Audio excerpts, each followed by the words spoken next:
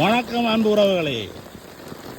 இன்றைய நாள் எங்கள பிறந்த பூமியான கரக்காத்தீவில் வந்து 3ஆம் நாள் அடமழை அடிக்கின்றது. எங்களோட மாம்பட்டி குளம் தாமரை தடாகமாய் காய்ந்திருந்த தாமரை குளத்துக்கு இன்று மழை அடிக்கிறது, அடமழை. பாருங்க, மாம்பட்டி குளம் அந்த நாளில் எங்களோட நீர் தடாகம்